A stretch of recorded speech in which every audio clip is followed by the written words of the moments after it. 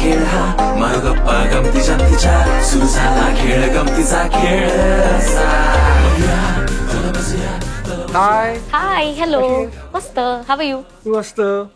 Hi guys, मी कपिल. आपला खास show चला बसूमध्ये तुम्हाला सगळ्यांचं स्वागत करतो. त्याचे गिफ्ट पार्टनर आहेत हेमंत सुगंधी भांडार. तर आज महिला दिन विशेष मला करायचं होतं, म्हटलं आपण कोणाला बोलवूया. तर माझ्या डोक्यात फटकन ऋताचं नाव आलं, कारण त्यामागचं कारण काय हे गप्पा मारताना तुम्हाला कळेलच. सो ऋता, खूप खूप स्वागत चला बसूयामध्ये. सगळ्यात आधी कसं वाटलं नाव चला बसूया? भारी आहे. हो, म्हणजे अशी रिॲक्शन पण केली आहे जी कॅमेरा म्हणजे असं नाईस, एकदम कॅज्युअल कॅज्युअल आणि आपल्या गप्पा पण कॅज्युअल असणार आहेत. खूप काही असं आपल्याला तात्विक वगैरे प्रश्न नाहीये, खूप एकदम कॅज्युअल गप्पा मारायच्या आहेत. सो वेल, जास्त वेळ मी घेत नाही. ऋता, चला बसूया. चला चलो गाईज.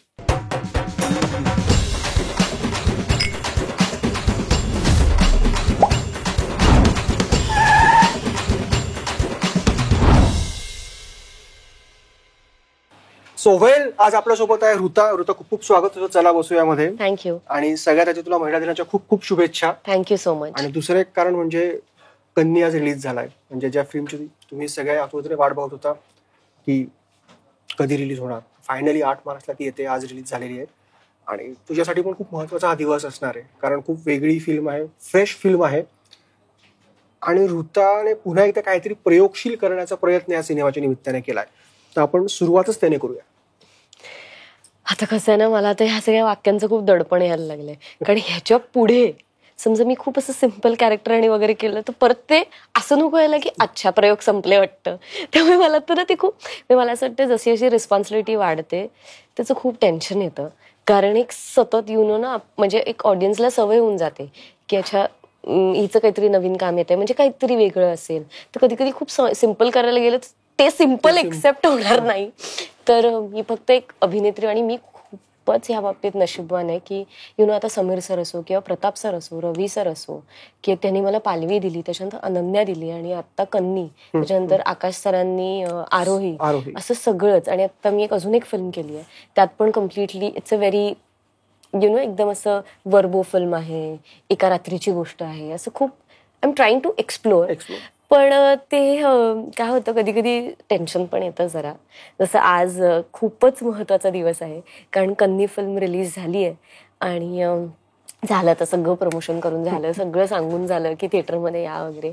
पण एक वेगळंच फिलिंग आहे यार, म्हणजे एक जे प्रीमियरचं जे एक फिलिंग आहे ना की सगळे फायनली आपलं, ते कसं आहे की आता आपण बाळाला खूपसे छान संस्कार दिलेत, सगळं झालंय, आता ते फायनली त्याचं ग्रॅज्युएशनही झालंय आणि आता ते इट्स आउट देअर. तर आता लोक कसं रिसीव्ह करतील, मग ते सांभाळून घेतील ना, असे खूप मला असं मनात प्रश्न. पण like you said, it's a very fresh film आणि the cast is very fresh. मला असं वाटतं एक जी भट्टी जुळणं असतं ना, तर मला असं वाटतं की ह्या प्रोजेक्टच्या बाबतीत ती म्हणजे सगळ्या वेमध्ये भट्टी जुळली गेली आहे. From director, from our DOP to our producers, त्याच्यानंतर माझे प्रत्येक सहकलाकार, फॉर दॅट मॅटर अजिंक्य असो, शुभंकर असो, ऋषी, वल्लरी, शुभांगीताई, आणि जे बाकीचे सगळे ज्या फिल्ममध्ये आहेत, म्हणजे लंडनचेही काही कलाकार आहेत, त्या सगळ्यांनी पण इतकं गोड काम केलं सगळ्यांनी मला. आणि म्युझिक ॲग्नेलने खूप सुंदर काम केलं, जे आपण ट्रेलर लॉन्चच्या दिवशी पाहिलं. माइंड ब्लोईंग म्युझिक, नवरोबा गाणं. Thank you so much. Actually total 6 गाणी आहेत फिल्ममध्ये, सॉंगलेट्स आहेत म्हणजे. तर ते आता हळूहळू थोडंसं फिल्म रिलीज झाल्यानंतरचे पण कॉन्टेंट ते आता थोडं आउट. आणि नुकताच म्हणजे ट्रेलर लॉन्चेस कमाल परफॉर्मन्स आणि बघितलं त्या गाण्याबद्दल. यारा ते आमच्या सगळ्यांचंच खूप फेवरेट सॉन्ग आहे. म्हणजे ते एक ज्या पद्धतीने ते सुरू होतं आणि ज्या लेवलला ते जातं आणि ते ज्या मोमेंटला फिल्ममध्ये येतं, तर मला असं वाटतं त्या आमच्या म्युझिकमध्ये असं कायम म्हणतो आपण की एडिट झाल्यावर, पहिलं एडिट झाल्यावर, डबिंग झाल्यावर फायनली काम पोस्ट म्हणजे म्युझिक आणि याचं असतं, त्यांनी फिल्म वर गेली पाहिजे, जे आपण असं म्हणतो. मला असं वाटतं की ॲग्नेलने म्हणजे he is put is heart out. आणि जो तो काल म्हणजे ट्रेलर लॉन्चलाही म्हणाला होता की त्यांनी केमिस्ट्री बघून ते गाणं कंपोज केलंय. तर हे आमच्यासाठी खूप की म्हणजे ओके, कुठेतरी काहीतरी maybe we have hit the right chord असं. कारण कुठल्याही फिल्ममध्ये इमोशन कनेक्ट होणं फार महत्वाचं आहे. मलाही कुठली तरी फिल्म बघताना मी कुठल्या कॅरेक्टरला रिलेटच नाही झाले तर मला ते फ्लोच ब्रेक होत राहतं. म्हणजे मी फिल्म म्हणून ते डेफिनेटली बघते, कारण ती कलाकृती आहे, प्रत्येक वेगळी असते. पण एक आता 5 कॅरेक्टर्स आहेत फिल्ममध्ये. कदाचित तुम्हाला निहालचं पटेल, कदाचित सोहमचं पटेल, भूषणचं पटेल, कदाचित कोणाला कन्नीचं पटेल, पण काहीतरी ते फॅक्टर कनेक्ट होणं गरजेचं आहे. जे मला असं वाटतं की कन्नीमध्ये कुठे ना कुठे प्रत्येक कॅरेक्टर कोणी ना कोणी त्यात स्वतःला त्या character मध्ये बघेल. रिलेटेबलच आहे ते. म्हणजे तुम्ही असं बाहेर जाऊन बोलाल की हा आपल्या ग्रुपचा भूषण आहे, ह्या आपल्या ग्रुपची कन्नी आहे, आणि ती कन्नी अशी आहे ना, म्हणजे ते असं घरातलं लहान बाळ असतं ना, माझ्याकडे बघा, मला हा प्रॉब्लेम आहे, तुम्ही सॉल्व्ह करा, हे जे असतं ना. आणि ते असं आहे ना की इसको मार भी नहीं सकता, उसको छोड़ भी नहीं सकता, बहुत प्यार, असं सगळं आहे ना ते. तर ते कॅरेक्टर असं खूप मजेशीर आहे, खूप त्रास देतं ते कॅरेक्टर सगळ्यांना. तुझा असा कुठला ग्रुप होता कॉलेजमध्ये? तुमचा हा ग्रुप आहे कन्नीमध्ये, कॉलेजमध्ये असा ग्रुप होता किंवा व्हेरी आता आहे? फ्रँकली आत्ता आहे, कारण मी कॉलेजमध्ये असताना शूट करायला लागले, त्यामुळे माझ्या 2 मैत्रिणी डेफिनेटली आहेत.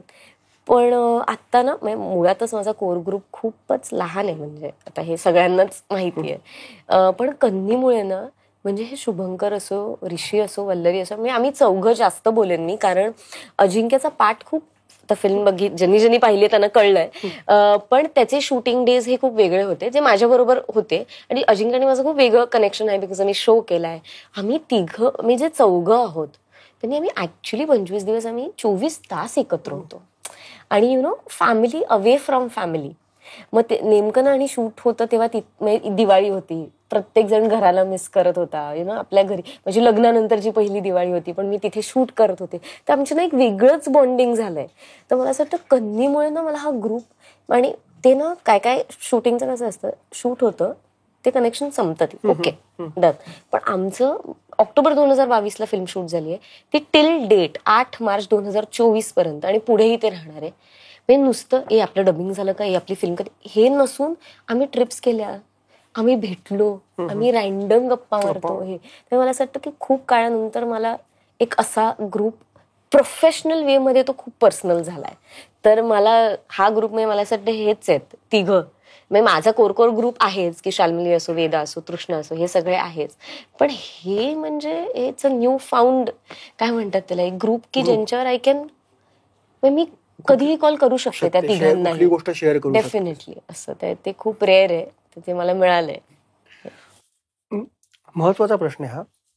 आपण बघतो शक्यतो मराठीत की कुठली अभिनेत्री असेल तर एका साच्यात बऱ्याचदा अडकून राहते, म्हणजे एकाच पठडीतले रोल करते, किंवा मालिका असेल तर एकाच पठडीतल्या मालिका करत असते. पुढे जाऊन तो साचा तोडण्याचा प्रयत्न कधी केला जातो, कधी केला जात नाही. कोणाला यश मिळतं, कोणाला ते मिळत नाही. पण तुझ्या बाबतीत मला आवर्जून उल्लेख करावा असं वाटेल, म्हणजे तू मालिका केल्यात, त्यात पण प्रत्येक याच्यात काहीतरी वेगळी भूमिका तू चॉईस केली. तू नाटक केलंस, ते पण सगळ्यांसाठी एक फ्रेश होतं, आणि त्यातलं कॅरेक्टर प्रत्येकाला आपलं असं वाटलं की अशी बहीण आपल्याला हवी. तू फिल्म केल्यास, म्हणजे अनन्या जर का बघितलं तर खूप वेगळं कॅरेक्टर होतं, खूप चॅलेंजिंग होतं. टाइमपास एकदम रफ अँड टफ, मुलगी फाईट करते, हे करते. त्याच्यानंतर सर्किट मधली आरोही खूप वेगळी होती, जी सिंगर आहे. आणि आता कन्नी. तर मला हेच विचारायचं आहे की हे कसं सगळं तू जुळवून आणलंस? कारण वृताच्या नाटक असेल, सिनेमा असेल, मालिका असेल, प्रत्येक गोष्टीत वेगवेगळे शेड्स प्रेक्षकांनी बघितलेत. त्यामुळे असं कधीच वाटत नाही की अरे टिपिकल त्याच भूमिका करते किंवा काय. आणि असं मराठीत खूप कमी बघायला मिळतं. एकतर खूप चांगले प्रोजेक्ट्स माझ्या वाट्याला आले आहेत, हे आय वोंट डिनाय. काही प्रोजेक्ट्सने मला चूज केलं, म्हणजे कसं, आता दुर्वाच्या जेव्हा सिलेक्शन झालं तेव्हा पहिलं काम होतं माझं. म्हणजे मी करिअरच्या स्टार्टिंगला प्रोजेक्ट्स तुम्हाला चूज करते, हे मी कायम म्हणते. आणि इव्हेंच्युअली जेव्हा तुम्हाला काम करूनच कळायला लागतं ना आपल्याला, की आता मी दादाई गुड न्यूज सारखं नाटक केलंय, तर पुढचं मला कदाचित काय करायला आवडेल, किंवा मला. आणि ऑल्सो ना, म्हणजे मी डेली शो करण्यासाठी माझ्यात खूप पेशन्स आहेत, नो डाऊट अबाउट इट. म्हणजे मी एकच कॅरेक्टर करते, मला कंटाळा आलाय, मला असं नाही वाटत. मला मजा येते. मला ॲज लॉंग एज मी in front of the camera आहे, मला समहाव ना, मी सगळ्यात कॉन्फिडंट कॅमेराच्या समोर असते, मला मजा येते, मला जेन्युइनली मजा येते असं. पण ते इव्हेंच्युअली ना, थोडं काम केल्यानंतर तुम्हाला असं वाटतं, अच्छा मी एवढं करू शकते, तर आता मी फिल्ममध्ये पण एक्सप्लोअर केलं पाहिजे, ते तर नाटकात पण एक्सप्लोअर केलं पाहिजे. तर मग एक मी करते ते म्हणजे, आता कुठलीही स्क्रिप्ट आली ना, मला भीती वाटली की मी ते काम घेते, की अच्छा हे थोडं टेन्शनवालं आहे, म्हणजे हे मला नाहीच बहुतेक जमणार, तर आपण करून बघू. आणि कुठेतरी ते मला असं वाटतं ते चॅलेंज करणं गरजेचं आहे ॲज अ कलाकार.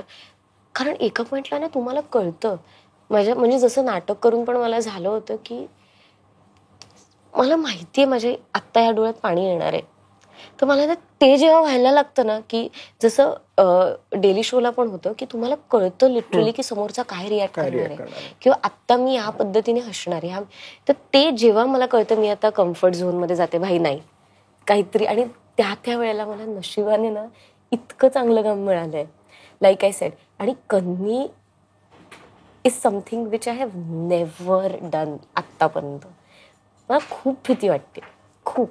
म्हणजे ट्रेलर आणि टीजर बघून ना काहीच अंदाज येत नाही. म्हणजे थोडाफार ठीक आहे की फिल्म छान दिसतीये, सगळं फ्रेश वाटतंय, वाईब कळते, पण they so much more to the film. तर जेव्हा ते फिल्म लोक बघतील मला खूप भीती वाटते एकतर. कारण आय वुड से ती थिन लाईन मी पकडली आहे की नाही, मी प्रयत्न केलाय पकडण्याचा. आणि समीर सरांनी म्हणजे ज्या पद्धतीने ब्रीफ दिलं होतं किंवा ज्या पद्धतीने आमचं ब्रेन स्टॉर्मिंग झालंय, आम्ही खूप वेल प्रेप्ड होतो. आधीच खूप वाचन, त्यानंतर 4घांचं वाचन, 5 लोकांचं वाचन खूप झालं होतं, खूप काम केलं गेलं होतं त्या सगळ्यावर. कधी कधी खूप काम करून पण त्याची स्पॉन्टॅनिटी मरते, ह्याची पण मला एक भीती वाटते. की खूप पाठांतर केलेलं असेल ना तर कळतं की खूप पाठांतर झालंय. ते सगळं बॅलन्स आउट करणं जरा डिफिकल्ट आहे. पण लाईक आय सेड की खूपच नशीबवान आहे की ह्या पुढे पण माझ्या नशिबात असे चांगले प्रोजेक्ट्स यावे किंवा मला ती बुद्धी द्यावी देवाने की मला तो काय म्हणतात त्याला, मी करेक्ट चॉईस करू शकेल. आणि ऑल्सो खूप मॅटर करतं की आपण त्यावेळेला त्या कुठल्या मेंटल हेल्थमध्ये आहोत, कुठल्या स्पेसमध्ये आहोत, फिनान्शियली किती स्टेबल आहोत.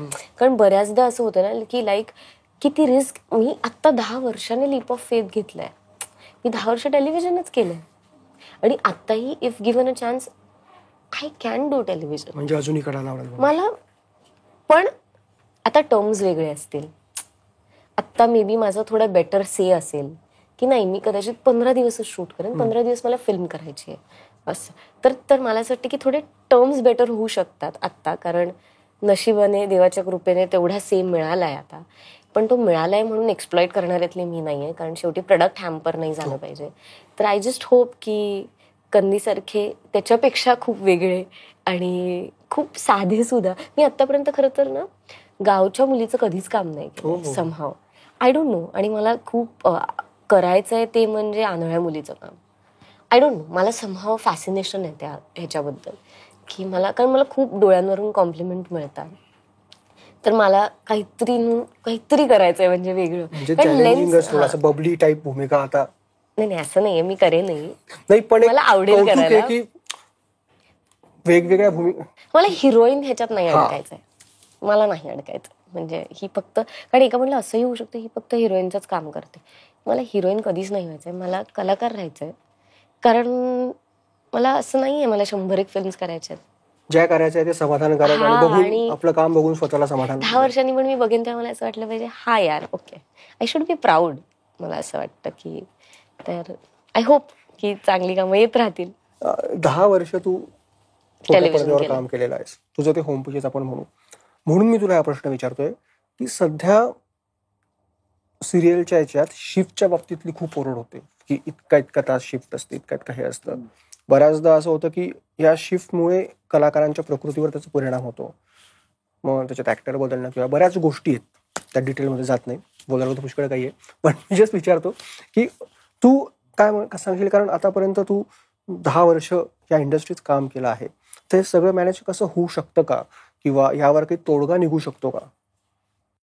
मी ह्या थॉटची आहे की तुम्ही तुमचा इंटेंट असेल ना तोडगा काढायचा तर तो निघतो. ते कसं आहे ना की माझ्या पहिल्या शोला मी नाटक आणि फिल्म नाही, तेव्हा इंटेंट नव्हतं मला ऍडजस्ट करण्याचा, कारण मी नवीन होते किंवा आणि अरे आत्ताच आहे. इव्हन मलाही तेवढं काही नव्हतं की मला हे पण करायचं ते पण, कारण मी फिगर आउट करत होते. फुलपाखरूला मी नाटकही केलं, मी शोही करत होते आणि मी शोही करत होते आणि मी फिल्मही करत होते. मनोडोडू झालेलं पण तेच झालं. मी वेब शोही केला. मी 4 कामं एकत्र करत होते. त्यामुळे मला असं वाटतं की तुम्ही कुठल्या तुमच्या कुठल्या करिअरच्या फेजमध्ये आहात तेही थोडं मॅटर करतं. आपल्यावर पण डिपेंड मला असं डेफिनेटली वाटतं. येस, कारण जेव्हा मला असं वाटलं की मी बोललं पाहिजे बेसिक वॉशरूमसाठी, तेव्हा मी बोलले. मी जेव्हा सांगितलं मी 12 तासाच्या वर काम नाही करणार, मी बोलले. मी ह्याचं खूप फॅक्टर्स आहेत यार ह्याला. एक एक फॅक्टर हाही आहे. मी एक आर्टिस्टच्या पॉईंट ऑफ व्ह्यूने, मी माझ्या पॉईंट ऑफ व्ह्यूने सांगते, एक भीती असते यार, what if you are out of work. कारण ना तुम्ही एक तर एवढी अनसर्टन्टी आहे, रोज एक नवीन कलाकार येतोय यार, त्यात पण का लोकांनी तुम्हाला बघावं. आणि समजा तुम्हाला तो चान्स मिळालाय तर मग आपण असं बोलतो जाऊ दे यार, ठीक आहे आपण ऍडजस्ट करू. तर मला असं वाटतं थोडं दोन्ही बाजूने बोलून गोष्टी सॉल्व्ह होऊ शकतात, हे तर माझं कायमच मत आहे. हे तसं माझ्या आधीच्या शोला झालं की नाही, मला काही गोष्टी नाही बेसिक लेवलला पटल्या, मी त्या बोलले. मी नाही आणि ह्याच्यातली की मी ऍडजस्टही खूप करते, मी खूप सांभाळून घेणारी मुलगी आहे सगळं. पण मला असं वाटतं बेसिक बेअर मिनिमम आहे यार हे. तुम्ही एका कलाकाराला वॉशरूम नाही म्हणजे, आणि हे स्पष्ट बोललंच पाहिजे, बोललं तर तोडगा निघू शकतो. मी तर बोलतेस डेफिनेटली. आणि पण मला असं आय डोंट नो, म्हणजे मी आता एक लास्ट इयरच मी टेलिव्हिजन करत होते, आता इतक्यात पण लाईक आय सेड ना, काही प्रोडक्शन हाऊस खूप क्लॉकवर काम करतात. आता माझा नवरा डिरेक्टर आहे हिंदी टेलिव्हिजन शोचा, तो रोज सकाळी 6ला जातो, तो 7:30-8ला घरी येतो. त्याची 7 ते 7च असते शिफ्ट. त्याचंही मंडे टू सॅटर्डे शो आहे, त्याचंही 4-4, 5-5 एपिसोडची बँक आहे, त्याचंही कलाकारांचे सगळे डेट्स ऍडजस्ट होतात. त्यामुळे असं नाहीये की नाही होऊ शकत. तुम्ही जर डिसिप्लिन थोडंसं, हा मला असं वाटतं डिसिप्लिनचा मुद्दा आहे. आणि एक मंडे टू सॅटर्डेचं टेलिकास्टचं प्रेशर पण खूप जास्त आहे, खूप जास्त आहे. म्हणजे ती असं मी एकाच बाजूने नाही बोलणार, ते प्रेशर आहेच पण ते असणारच आहे. अगेन तुम्हाला थोडं डिसिप्लिन आणणं गरजेचं आहे, कारण एक डेली शो करताना तुमचं पर्सनल लाईफ काहीच उरत नाही. कारण 12 तास शूटिंगचे वेगळे, तुम्ही 1 तास आधी निघता, 1 तास आधीच्या कॉल टाईमसाठी 5:30 6:30चा कॉल टाईम असेल तर मी निघणार 5:30ला घरून, मी उठणार 4ला, त्याच्यानंतर 7. आता मुंबईत ट्रॅफिक म्हणजे 1.5-2 तास कुठेच नाही. मला ठाण्यावरून मलाडला यायला, मडवरून पण मलाडला यायला 1 तास. तर हे वरचे तर आपण काउंटच नाही करत. त्यात पण रोज कसं तुम्ही एक्सपेक्ट करता की 15 तास काम करणार. थोडं मला नाही, मी तर नाही, मी आता केलं तरी मी हे नाही करत. किती टफ असू शकतं याचं उदाहरण मी तुला देतो. म्हणजे एक लॉकडाऊनच्या आधीची गोष्ट. आपलीच एक मैत्रीण आहे, तिचं महलला शूट चालायचं सिरियलचं, आणि ती राहते बिचारी ठाण्याला. तर एकदाच आम्ही पण न्यूज चॅनलला 11, 11:30, 12ला ठाण्याच्या स्टेशनवर उतरलो. मागून तिने आवाज दिला, आमचा एक मित्र पण. म्हटलं पण हो ट्रॅफिक नको म्हणून ती गाडी टाळून ट्रेन. म्हटलं तू आता म्हणजे परत सकाळी 7ची शिफ्ट आहे, आता मी जायला घरी 12:30, कारण ठाण्याला पण बऱ्याच ट्रॅफिकचा रात्री 1 पर्यंत. मी साधारणतः 12:30 पर्यंत घरी पोहोचेल, झोपेल, परत 4:30ला उठायचं, सकाळी 7चा कॉल टाईम आहे, म्हणजे मला 5:30ला ट्रेन पकडून निघावं लागेल, कारण 2 ट्रेन चेंज करावं लागतात. म्हटलं हॅट्स ऑफ. म्हणजे अशा याच्यावरती हे सगळं काम चालतं. ते दिसतं फक्त टेलिव्हिजनवर, पण मला असं वाटतं की आत्ताचे कलाकार खूप वोकल आहेत ह्या सगळ्या बाबतीत. म्हणजे आणि असलंच पाहिजे. म्हणजे you are actors later and you are humans first. पण देन अगेन आय सेड ना, माझा प्रश्न आहे की हेल्थवर कशाला आपण परिणाम, कारण बऱ्याचदा आता आपण बघतोय की हेल्थमुळे बरेच जण यातून बाहेर पडतायत, हेल्थ इश्यूजमुळे. जर आपण आपलं टाइम टेबल ठरवलं, आपण संगनमताने निर्मात्यांसोबत या गोष्टींवर तोडगा काढला तर तोडगा निघू शकतो. तसं तू स्पष्टपणे सांगायचं की नाही एवढ्याच येऊ शकतो. हिंदीत पण बऱ्याचदा काट्यावर काम केलं जात नाही, एक डिसिप्लिन आणून ते केलं जातं.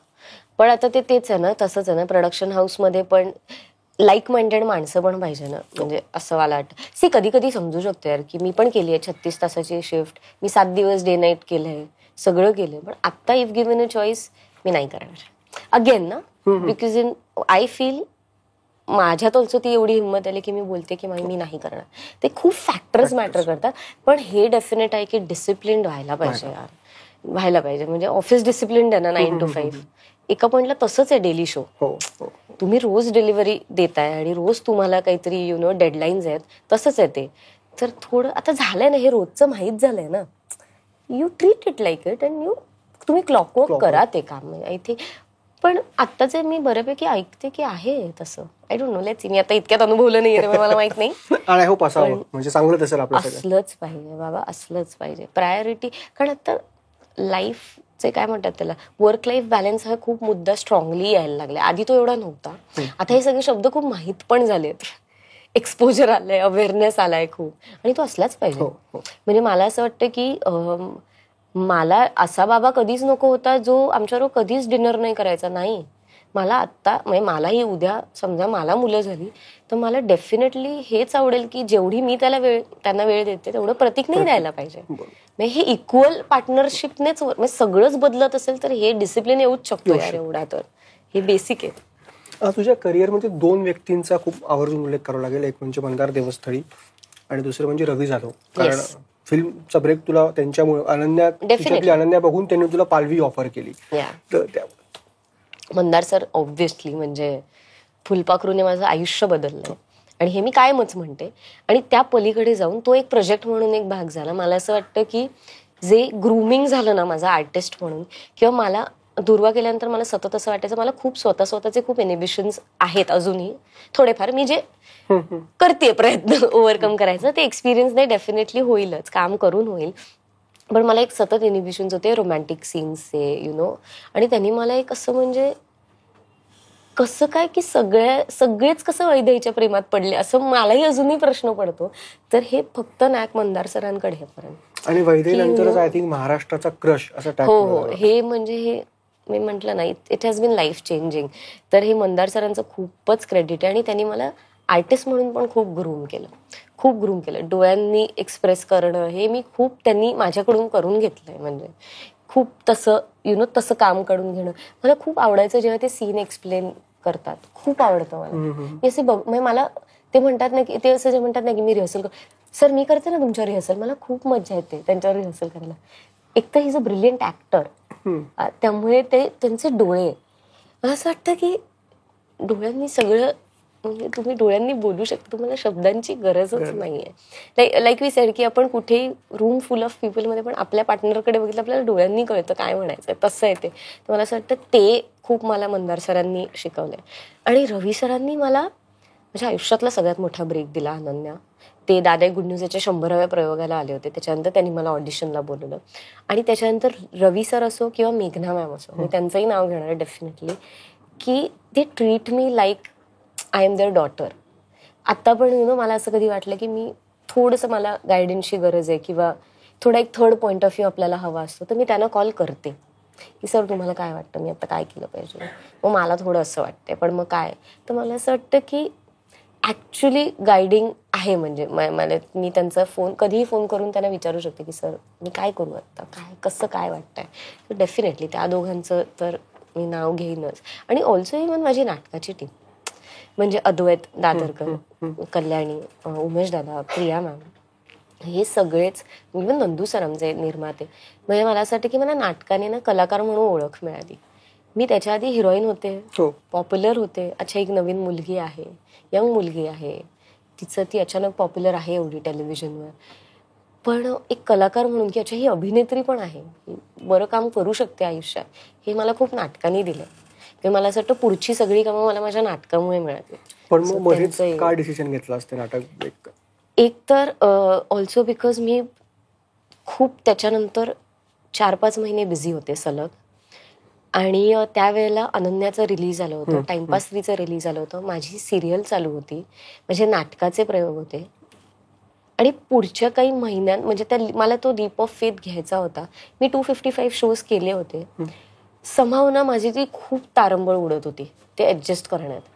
आणि काही असे प्रोजेक्ट होते ना जे मी आता, त्यातला एक प्रोजेक्ट कन्नी होता आणि अजून एक होता तो अजून आला नाहीये. तो वरुण बरोबर मी सिरीज केली, वरुण नार्वेकर, त्याच्यात रेणुका शहाणे, मी आणि निर्मिती सावंत असे आहोत. अगं आई हा आई, ते खूप सलग शूट होतं. त्या दरम्यान नाटकाचे प्रयोग करणं आणि हे मला इट वॉज खूप दमछाक होत होती. आणि मी ना खूप 10 वर्ष खूप असं तारंबळ करत काम केलंय. तर कुठेतरी ना मला ती, आणि इट इज अनफेअर. हो, आणि एक अनफेअर आहे कारण मी तेव्हा सिरियल मधून पण बाहेर पडले. हे मी एकाच दरम्यान झालंय माझ्याकडून, ते सिरियल मधून पण आणि नाटकामधून पण. समोर सतत ऍडजस्ट करत काम करणं आणि it's not fair on anybody. आणि नाटकासाठी नुकसान खूप जास्त होतं जेव्हा एक प्रयोग पण नाही होत. तर ते समहाव मी ऍडजस्ट करू शकत नव्हते. I was not capable enough I feel.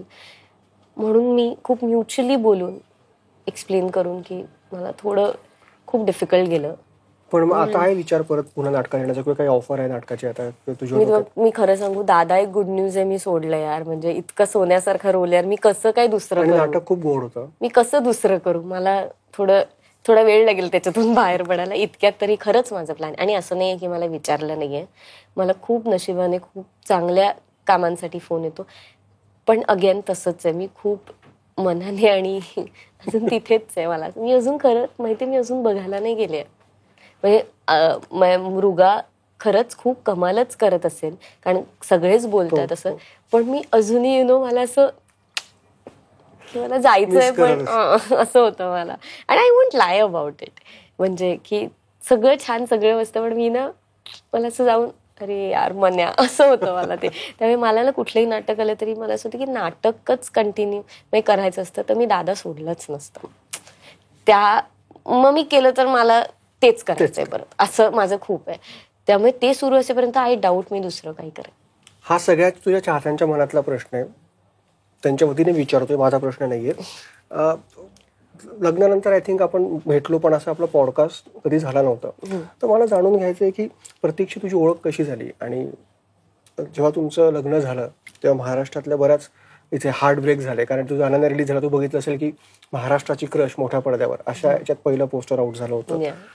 तर तुझ्यापर्यंत काय रिएक्शन्स झाले आणि तुमची लव्ह स्टोरी मला ऐकून घ्यायला आवडेल. आणि सगळ्यात महत्त्वाचं, प्रतीक हिंदीतलं स्वतः उत्तम दिग्दर्शक आहे, मोठं नाव आहे. तर हिंदीत जायचा काही विचार आहे का, किंवा प्रतीकला तुझ्यासाठी मराठीत ॲज अ डिरेक्टर म्हणून आणण्याचा तुझा विचार आहे का? ओके, मी रिव्हर्स जाते. म्हणजे लास्ट प्रश्नाचं पहिले उत्तर, हो डेफिनेटली माझी इच्छा आहे खूप की त्यांनी मला डिरेक्ट करावं.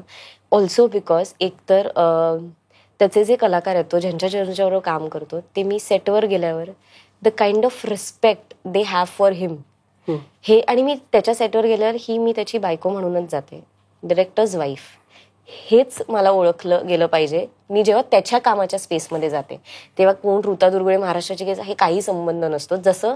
आणि हे मी त्याच्याकडूनच शिकले, कारण तो जेव्हा माझ्याबरोबर येतो तेव्हा इट इज ऑलवेज की इट इज हर डे. तर मला असं वाटतं हे त्याचं खूप मोठेपण आहे, हा त्याचं मन खरंच खूप मोठं आहे. आणि मला डेफिनेटली मला अनुभवायचं आहे की तो डिरेक्टर म्हणून पण कसा आहे. कारण जे मी त्याच्या कलाकारांकडून ऐकते आणि मी हे त्याला कायम, म्हणजे तो इतकं रिस्पेक्टफुली त्याच्या कलाकारांना वागवतो. आणि हे त्याला जेव्हा कायम विचारलं जातं की तू असं कसं आहेस, एवढं सॉफ्ट स्पोकन रिस्पेक्टफुल, त्याला तो असं कायम म्हणतो की अरे माझी आई, माझी बायको अभिनेत्री आहेत.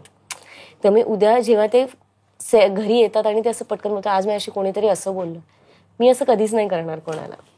तर मला असं वाटतं तो एवढा विचार करतो आणि तो डिरेक्टर म्हणून खूप साऊंड आहे, टेक्निकली खूप साऊंड आहे, खूप हुशार आहे. तर डेफिनेटली फिल्ममध्ये मला काम करायला आवडेल त्याला. आणि मलाही खूप इच्छा आहे की त्यांनी फिल्म डिरेक्ट करावी. आणि इफ म्हणजे त्यांनी, आणि त्याला काही लँग्वेज बॅरियर नाही, उत्तम मराठी बोलतो तो, उत्तम इंग्लिश बोलतो, खूप वेल रेड आहे तो, अत्यंत हुशार आहे. आणि तो आणि म्हणाला पण आहे की असं तुला काही वाटलं आणि तुला वाटतं की मी हे करू शकतो तर प्लीज मला सांग. त्यामुळे he is very open to फक्त त्याचं काही ठरलेल्या गोष्टी आहेत. आणि आय थिंक ॲज अ कलाकार, मोर दॅन वाईफ हा नंतर मुद्दा आहे, ॲज अ कलाकार मी ते रिस्पेक्ट केलंच पाहिजे, जसं तो माझ्या प्रत्येक चॉईसेसला रिस्पेक्ट करतो. दुसरं, हिंदीत डेफिनेटली मला काम करायचं आहे. आणि प्रत्येक सांगूच शकतो आत्ताही कोणालाही की म्हणजे त्याला ऍक्च्युली सांगायचीही गरज नाहीये, कारण तो हे कायम बोलतो. तो काय माझा भाऊ काय, माझा भाऊ पण हिंदीतच काम करतो प्रोडक्शनमध्ये, की ते दोघंही मला सतत म्हणतात तुझं काम तुला काम देईल. आणि मला ते तसंच हवंय कायम. आणि ती स्पेस थोडी वेगळीच राहिलेली बरी. मी त्यांना कितीही म्हणेन काय तुम्ही माझं नाव सुचवत नाही, काही नाही वगैरे हे ते, पण ते दोघं खूप क्लिअर आहेत आयुष्यात, त्यामुळे ते एक बरं आहे ना. मी त्यांचं नाव सुचवते ना ते माझं नाव सुचवत, ते एक आहे. आणि लव्ह स्टोरी प्रतीकने इनिशिएट केलेल्या या सगळ्या गोष्टी आहेत. त्यांनी आम्ही असं एक रॅन्डमली भेटलो. खरं तर माझ्या ज्या सासूबाई आहेत त्यांच्याबरोबर मी दुर्वा ही मालिका केली आहे. दुर्वामध्ये त्या माझ्या आई होत्या. आणि माझं असं आहे की माझं कधी कोणाबरोबर जमलं ना तर मी ते रिलेशन जपते कायम. म्हणजे असं नाही की मी रोज कॉल ठीक, म्हणजे की ओके ना, मग क्लिंगी नाहीये मी, पण आय विल मेक शुअर की आता it is as basic as, म्हणजे ते मी आधी जिथे राहत होते माझं सासर गोरेगावला, त्याच बिल्डिंगमध्ये सायली राहायची, सायली संजय, 6th फ्लोअर आणि 2nd फ्लोअर. तर मी कधीही तिच्याकडे गेले तर मी मुग्धाताईंना मेसेज करेन, माझ्या सासूबाईंना की आहात का तुम्ही घरी, I just come and I meet you and I just say hi असं. तर इव्हेंच्युअली ते माझं आता सासरच झालं. तर तेव्हा प्रतीकबरोबर तसं काहीच इंटरॅक्शन नव्हतं. पण 2दा-3दा मला हिंदीमधली कामं आली होती टेलिव्हिजन, तेव्हा मी मुग्धाताईंना विचारलं होतं, कारण त्या प्रत्येक भाषेत त्यांनी काम केलेलं आहे. आता पण त्या मराठी सिरियल करतायत सन मराठीवर. तर तेव्हा त्या म्हणाल्या होत्या की अरे माझा मुलगा डिरेक्टर आहे, तुम्ही बघा professionally, he can guide you better. म्हणजे आता तो young age new age director आहे आणि बऱ्यापैकी शो सेटअप केलेले आहेत त्यांनी. त्याच्या नावावर उत्तम शोज आहेत. ही इज ओनली 35 आणि त्यांनी आत्ता त्याचा 25वा का 26वा शो आहे इंडिपेंडेंट त्यांनी सेटअप केलेला. तर मी म्हटलं ठीक आहे, मी बोलते त्याच्याशी. तर ते खूप प्रोफेशनली बोलणं सुरू झालं की म्हणजे मी बेहदची फॅन होते, त्यांनी बेहद डिरेक्ट केलंय. त्याच्यानंतर जानाना दिल से दूर म्हणून शिवानी सुर्वेची सिरियल होती, ती प्रतीकने डिरेक्ट केली. मी मेजर फॅन होते, तो जो हिरो आहे विक्रम त्याची फॅन होते.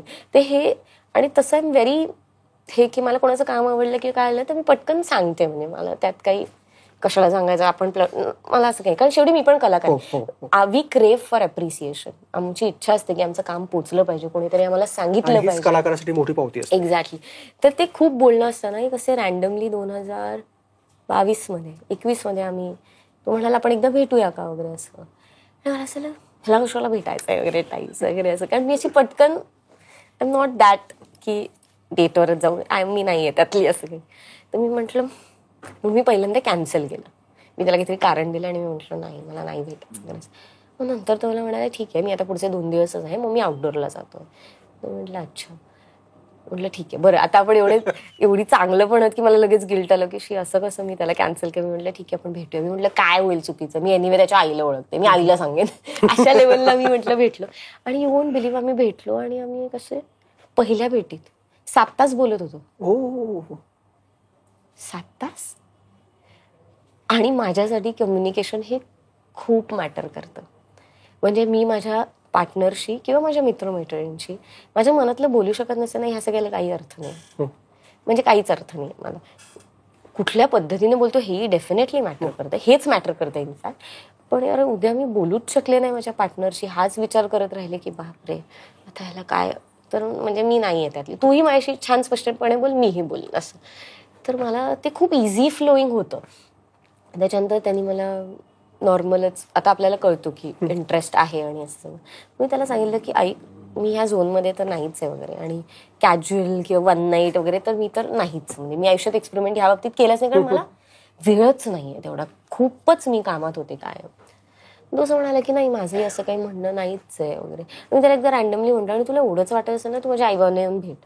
आणि तो आला. म्हटलं अच्छा हे थोडं सिरियस आहे असं वगैरे.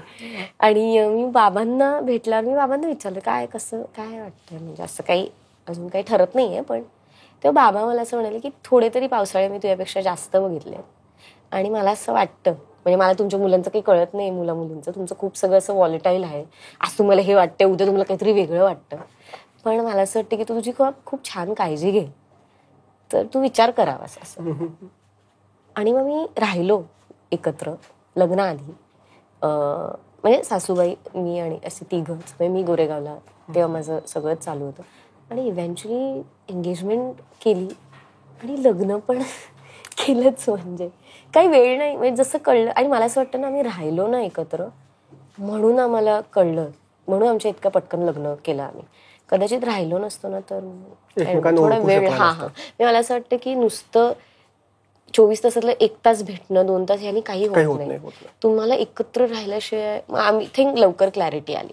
आणि आमचं म्हणजे माझं तरी असं एकदा ठरलं ना अरे बा ऑप्शन्स आयुष्यात असणार आहेत. ते काही 20व्या वर्षी पण होते, 40व्या वर्षी पण असतात. फक्त तुम्हाला सांगायची गरज आहे की मला ऑप्शन्स हवेत.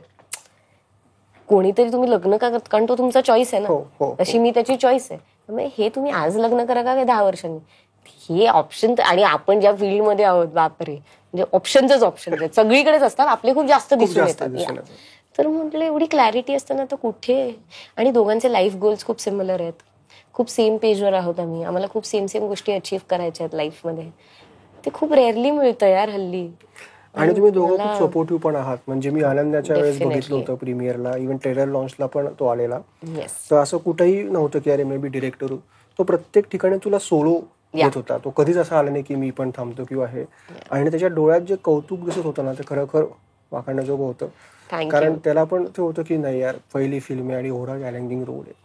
तर हेच त्यातून दिसतं की तुम्ही दोघं खूप एकमेकांसाठी सपोर्टिव्ह आहात. म्हणजे कदाचित हिंदीत तू पण त्याच्यासोबत जात असतील तर असंच नसेल. सो खरंच. आणि तुमचं कपल पण असं खूप कॅमेऱ्यासमोर गोड दिसतं. थँक्यू. म्हणजे आम्हाला असं वाटतं की मोर दॅन पार्टनर्स ना वी आर गुड फ्रेंड्स. आम्ही आणि खूपची मैत्री खूप, आणि मला असं वाटतं की ती कायम राहावी. म्हणजे आमची भांडणं जरी झाली ना, जी मी मलासाठी तिथे व्हायलाच पाहिजे, सगळं गुडी गुडी कसं चालेल, आणि ड्रामा पाहिजे पाहिजे आयुष्यात, थोडा. काहीतरी पाहिजे. हो, तरच तुम्हाला पटकन तो झटका लागतो की नाही यार, आपण नाही, मला ह्याला नाही गमवायचंय. ते मला असं वाटतं की ते थ्रेट आणि ते फिअर मला पाहिजेच आहे, की हा माझ्या आयुष्यातून गेला तर नाही, मला नको आहे ते. तर मला हे फिलिंग पाहिजे थोडं, आणि आय मेक शुअर की तो नाही जाणार. ते मला एक सतत, आता पण आम्ही असं सतत बोलतो 2 साल हो गए शादी, 2 वर्ष होणार आहेत आता. तर हे मला 50 वर्ष झाले तरी हेच फिलिंग हवंय. काय झाले म्हणजे आमचे खूप म्हटलं ना, खूप आम्ही सिमिलर पण आहोत पण वेगळे पण आहोत. So I think that works for us may be. Thank you ऋता. जर आपण गप्पा मारत बसलो तर आपल्याला हो हो येस, हे सगळे बघतात आणि आपल्याकडे. Thank you so much. Thank you. तसं मी सुरुवातीला म्हटलं होतं की महिला दिन विशेष आम्ही ऋतालाच का बोलवलं ते तुम्हाला लवकरच कळेल. तर कळलं असेल कारण ऋताचं आपण बघितलं तर चित्रपट, मालिका, नाटक तिघं माध्यमात तिने काम केलंय. तिची भूमिका निवडण्याची पण एक वेगळी कला, कारण आतापर्यंत ज्या पण भूमिका निवडल्या त्या खूप वेगवेगळ्या आहेत, एका साच्यात अडकून पडली नाही आहेत. आणि भविष्यात पण तिला अशा भूमिका करायच्या आहेत की ज्यात तिला बबली गर्ल टाईप अडकून पडायचं. म्हणजे तिने मगाशी सांगितलं की तिला एक आंधळ्या मुलीची भूमिका करायची आहे, अजून एक वेगळी भूमिका करायची आहे. सो ऋता थँक्यू सो मच. आणि तुला खूप खूप शुभेच्छा तुझ्या वाटचालीसाठी. थँक्यू. आणि अजून उत्तम भूमिकांमध्ये तू आम्हाला दिसशील. आणि कन्नीला पण आभाळभर शुभेच्छा, थँक्यू. कारण फिल्म खूप फ्रेश दिसते. Thank you so much. सो सगळ्यात आमच्याकडे एक छोटीशी भेट आहे तुला, आमचे जे गिफ्ट पार्टनर आहेत, ही छोटीशी भेट तुला आमच्याकडे. थँक्यू. तू उघडून बघू शकतेस. ओ, मला खूप गिफ्ट आवडतात. मी कधीच नाही म्हणत नाही की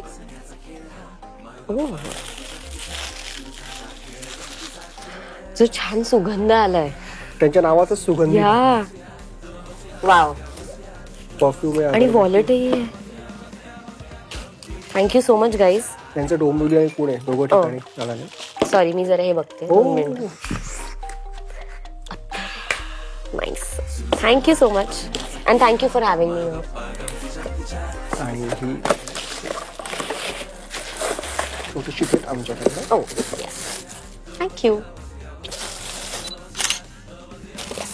thank you Ruta, thank you so much. Thank you. So well, मी कपिल देशपांडे. आजच्या आपल्या चला बसवायच्या आजच्या भागात इथेच थांबतोय. आपल्या गिफ्ट पार्टनर हेमंत सुगंधी भांडार आणि ऋतासोबत आपण खूप मनमोकळ्या गप्पा मारल्या आहेत. सो पुढच्या भागात पण अशाच एका सेलिब्रिटी गेस्टसह आपण भेटणार आहोत. सो ऋताचा आपण इथेच थांबूया. Thank you so much.